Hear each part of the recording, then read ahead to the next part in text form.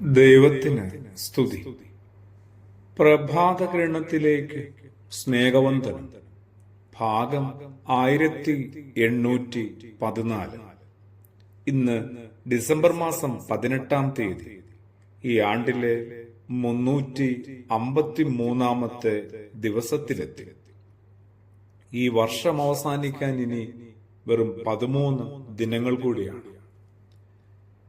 അമ്മയാകുന്നതിന് പരിശുദ്ധ കന്യകമറിയാമിനോട് ദൈവം അനുവാദം ചോദിക്കുന്നത് പോലെ എങ്കിലും നമുക്ക് തോന്നാം. ഇനി അനുവാദമല്ല ചോദിക്കുന്നതെന്ന് വാദത്തിന് സമ്മതിച്ചാലും ഒന്ന് അറിയിക്കുന്നെങ്കിലും ഉണ്ട്, അല്ലേ? മറിയത്തിന്റെ ചോദ്യങ്ങൾക്ക് വളരെ ശാന്തമായ നിലയിൽ ദൂതനായ ഗബ്രിയേല് ഉത്തരവും കൊടുക്കുന്നുണ്ട്. എന്നാല് അപ്പനാകാനായിട്ട് ഭൂമിയിലെ വളർത്തുപിതാവാകാൻ തെരഞ്ഞെടുത്ത യൗസേപ്പ് എന്ന് പറയുന്ന മനുഷ്യന് ഇങ്ങനെ യാതൊരു മറുചോദ്യത്തിനും എന്തെങ്കിലും ഒരു വിശദീകരണം ആവശ്യപ്പെടാനും ഒട്ടും അനുവാദമില്ലാത്തതുപോലെ, ഒട്ടും അവകാശമില്ലാത്തതുപോലെയൊക്കെയാണ് സുവിശേഷത്തിൽ നമ്മൾ കണ്ടുമുട്ടുന്ന യൗസേപ്പിന്റെ ജീവിതാവസ്ഥ. നിന്റെ ഭാര്യയായ മറിയെ ചേർത്തുകൊള്ളാൻ ഒട്ടും മണി കാണിക്കണ്ട എന്ന് അർത്ഥശങ്കയില്ലാതെയാണ് ദൈവം ദൂതനെ ദൂതിലൂടെ അറിയിക്കുന്നത്. ഏതാണ്ടൊരു കൽപ്പന പോലെ അത് ലഭിക്കുകയാണ്. തുടർന്ന് നമ്മൾ ഇങ്ങനെ വായിക്കുന്നുണ്ട്: യൗസേപ്പ് ഉറക്കമുണർന്നു മറിയെ ചേർത്തുകൊണ്ടു. വലിയ സംഭവമായിരുന്നു അത്. എന്നിട്ടും എത്ര ചുരുക്കം വാക്കുകളിലേക്ക് അത് ഒതുക്കിയിട്ടുണ്ട്.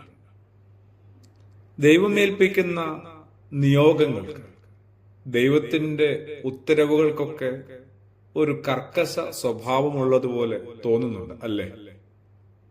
ചിലപ്പോഴൊക്കെ ജീവിതത്തിൽ അത് നമ്മൾ അനുഭവിച്ചിട്ടുണ്ടാവും. അനുസരിക്കല്ലാതെ മറ്റു മാർഗങ്ങളൊന്നുമില്ല. തികച്ചും മൗനിയായ യൗസേപ്പാണ് സുവിശേഷത്തിലെ യൗസേപ്പ്.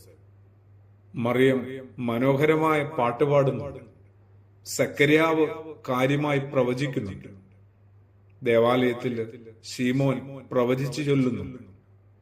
യൗസേപ്പാകട്ടെ ഒരു പാട്ടും പാടുന്നില്ല, ഒന്നും സംസാരിക്കുന്നില്ല. ഏൽപ്പിച്ച ഉത്തരവാദിത്തങ്ങളുടെ ഗൗരവത്തില് പതിയെ ഭാഷ പോലും ഇല്ലാതായിപ്പോയ മനുഷ്യനാണ്. ഏറ്റെടുത്ത ഉത്തരവാദിത്തങ്ങളുടെ ഒരു ഗൗരവം കൊണ്ട് കേൾക്കാൻ മാത്രം വിധിക്കപ്പെട്ട ഒരാളായി യൗസേപ്പ് മാറുന്നുണ്ടാവും. അങ്ങനെയുമുണ്ട് ചില മനുഷ്യർ നമുക്കിടയിൽ, കേൾക്കാനും പ്രവർത്തിക്കാനും മാത്രം വിളിക്കപ്പെട്ടു.